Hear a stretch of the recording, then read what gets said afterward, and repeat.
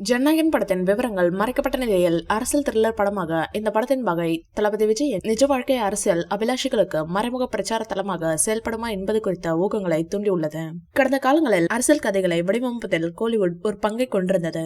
அதிமுகவின் நிறுவனர் எம்ஜிஆர் மக்களை கவர இந்த ஊடகத்தை திறம்பட பயன்படுத்தினார். எனவே ஜனநாயகன் தளபதி விஜயின் சித்தாந்த நிலைப்பாட்டை எதிரொலிப்பாரா அல்லது அவரது அரசியல் செய்தியை நுட்பமாக வலுப்படுத்துவாரா என்று தொழில்துறையினரும் அரசியல் ஆய்வாளர்களும் கேள்வி எழுப்புகின்றனர். தற்போது தளபதி விஜய் தமிழக அரசியலில் கொடிகட்டி பறக்கும் இந்நிலையில் அஜித்குமாரின் மனைவியான ஷாலினி தளபதி விஜய் பற்றி பேசியுள்ளார். அதாவது தமிழகத்தின் அடுத்த சிஎம் அவர்தான் என சொல்லியிருக்கிறார். அது மட்டுமல்லாமல் அவரை எதிர்க்க முடியாது என பேசியிருக்கிறார். என்னோட முழு ஆதரவும் தளபதி விஜய்க்கு தான் என சொல்லியிருக்கிறார். தேர்தலுக்கு சில மாதங்களுக்கு முன்பு ஜனநாயகனை வெளியிடுவதன் மூலம் மக்களுடனான தனது தொடர்பை உறுதிப்படுத்த தளபதி விஜய் படத்தின் வரம்பை பயன்படுத்தலாம்.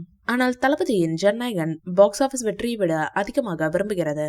ஏனெனில் அது பொதுமக்களுடன் உணர்ச்சி ரீதியாக இணைக்க விரும்புகிறது.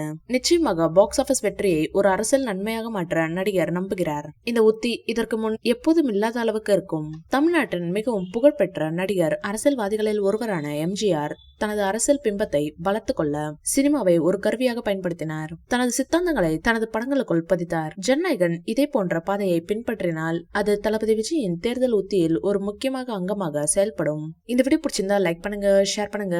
மேலும் விஜய் சார் பற்றிய தகவல்களுக்கு எங்க சேனலை சப்ஸ்கிரைப் பண்ணுங்க.